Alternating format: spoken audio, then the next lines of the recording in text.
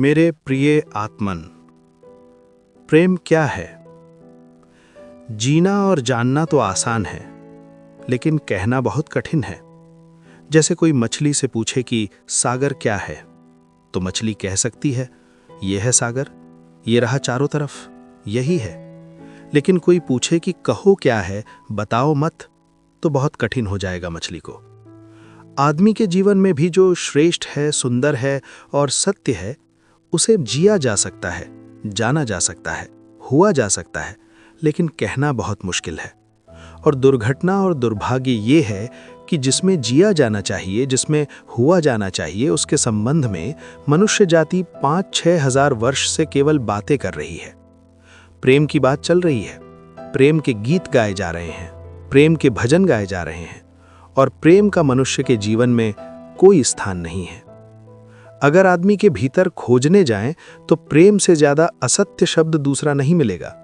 और जिन लोगों ने प्रेम को असत्य सिद्ध कर दिया है और जिन्होंने प्रेम की समस्त धाराओं को अवरुद्ध कर दिया है, और बड़ा दुर्भाग्य ये है कि लोग समझते हैं वे ही प्रेम के जन्मदाता भी हैं। धर्म प्रेम की बातें करता है, लेकिन आज तक जिस प्रकार का धर्म मनुष्य की जाति के ऊपर दुर्भाग्य की भांति छाया हुआ है, उस धर्म ने ही मनुष्य के जीवन से प्रेम के सारे द्वार बंद कर दिए हैं। और ना इस संबंध में पूरब और पश्चिम में कोई फर्क है, ना हिंदुस्तान में और अमेरिका में कोई फर्क है। मनुष्य के जीवन में प्रेम की धारा प्रकट ही नहीं हो पाई है, और नहीं हो पाई तो हम दोष देते हैं कि मनुष्य ही बुरा है, इसलिए नहीं प्रकट हो पाई। हम दोष देते हैं कि ये मन ही जहर है, इसलिए प्रकट नहीं हो पाई। मन जहर नहीं है, और जो लोग मन को जहर कहते रहे हैं, उन्होंने ही प्रेम को जहरीला कर दिया, प्रेम को प्रकट नहीं होने दिया। मन जहर हो कैसे सकता है? इस जगत में कुछ भी जहर नहीं है। परमात्मा के इस सारे उपक्रम में कुछ भी विष नहीं है, सब अमृत है। लेकिन आदमी ने सारे अमृत को जहर कर लिया है, और इस जहर करने में शिक्षक, साधु संत और तथाकथित धार्मिक लोगों का सबसे ज्यादा हाथ है।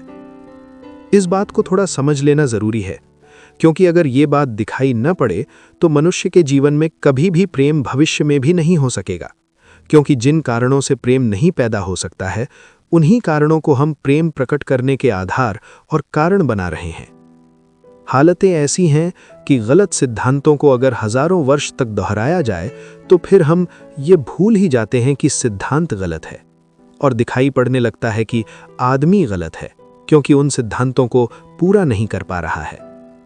मैंने सुना है एक सम्राट के महल के नीचे से एक पंखा बेचने वाला गुजरता था और जोर से चिल्ला रहा था कि अनूठे और अद्भुत पंखे मैंने निर्मित किए हैं। ऐसे पंखे कभी भी नहीं बनाए गए हैं, ये पंखे कभी देखे भी नहीं गए हैं।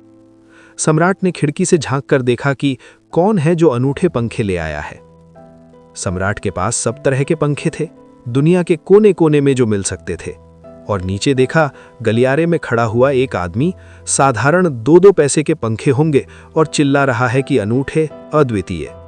उस आदमी को ऊपर बुलाया और पूछा कि इन पंखों में क्या खूबी है, दाम क्या है इन पंखों के? उस पंखे वाले ने कहा, महाराज दाम ज्यादा नहीं है, पंखे को देखते हुए दाम बहुत कम है, सिर्फ 100 रुपए का पंखा है। सम्राट ने कहा, 100 रुपए? ये 2 पैसे का पंखा जो बाजार में जगह जगह मिलता है, और 100 रुपए दाम? क्या है इसकी खूबी? उस आदमी ने कहा, खूबी? ये पंखा 100 वर्ष चलता है, 100 वर्ष के लिए गारंटी है, 100 वर्ष से कम में खराब नहीं होता है। सम्राट ने कहा, इसको देखकर तो ऐसा लगता है कि ये सप्ताह भी चल जाए तो मुश्किल है। धोखा देने की कोशिश कर रहे हो, सरासर बेईमानी, और वो भी सम्राट के सामने। उस आदमी ने कहा, आप मुझे भली भांति जानते हैं, इसी गलियारे में रोज पंखे बेचता हूं, 100 रुपए दाम है इसके, और अगर 100 वर्ष न चले तो जिम्मेदार मैं हूं। रोज तो नीचे मौजूद होता हूं, और फिर आप सम्राट हैं, आपको धोखा देकर जाऊंगा कहां? वो पंखा खरीद लिया गया। सम्राट को विश्वास तो न था, लेकिन आश्चर्य भी था कि ये आदमी सरासर झूठ बोल रहा है, किस बल पर बोल रहा है। पंखा 100 रुपए में खरीद लिया गया और उससे कहा कि 7वें दिन तुम उपस्थित हो जाना। 2-4 दिन में ही पंखे की डंडी बाहर निकल गई, 7वें दिन तो वो बिल्कुल मुर्दा हो गया। लेकिन सम्राट ने सोचा कि शायद पंखे वाला आएगा नहीं, लेकिन ठीक समय पर 7वें दिन वो पंखे वाला हाजिर हो गया और उसने कहा, कहो महाराज। उन्होंने कहा, कहना नहीं है, ये पंखा पड़ा हुआ टूटा हुआ, ये 7 दिन में ये गति हो गई, तुम कहते हो 100 वर्ष चलेगा? पागल हो या धोखेबाज, क्या हो? उस आदमी ने कहा, मालूम होता है आपको पंखा झलना नहीं आता है। पंखा तो 100 वर्ष चलता ही, पंखा तो गारंटी है, आप पंखा झलते कैसे थे? सम्राट ने कहा, और भी सुनो, अब मुझे यह भी सीखना पड़ेगा कि पंखा कैसे किया जाता है। उस आदमी ने कहा, कृपा करके बताइए कि इस पंखे की गति 7 दिन में ऐसी कैसे बना दी आपने? किस भांति पंखा किया? सम्राट ने पंखा उठाकर करके दिखाया कि इस भांति मैंने पंखा किया है। उस आदमी ने कहा, समझ गया भूल, इस तरह पंखा नहीं किया जाता। सम्राट ने कहा, और क्या रास्ता है पंखा झलने का? उस आदमी ने कहा, पंखा पकड़िए सामने और सिर को हिलाइए, पंखा 100 वर्ष चलेगा। आप समाप्त हो जाएंगे लेकिन पंखा बचेगा। पंखा गलत नहीं है, आपके झलने का ढंग गलत है। ये आदमी पैदा हुआ है, 5-6 हजार या 10 हजार वर्ष की संस्कृति का ये आदमी फल है। लेकिन संस्कृति गलत नहीं है, ये आदमी गलत है। आदमी मरता जा रहा है रोज, और संस्कृति की दुहाई चलती चली जाती है कि महान संस्कृति, महान धर्म, महान सब कुछ, और उसका ये फल है आदमी उसी संस्कृति से गुजरा है और ये परिणाम है उसका। लेकिन नहीं, आदमी गलत है और आदमी को बदलना चाहिए अपने को। और कोई कहने की हिम्मत नहीं उठाता कि कहीं ऐसा तो नहीं है कि 10,000 वर्षों में जो संस्कृति और धर्म आदमी को प्रेम से नहीं भर पाए, वो संस्कृति और धर्म गलत हो।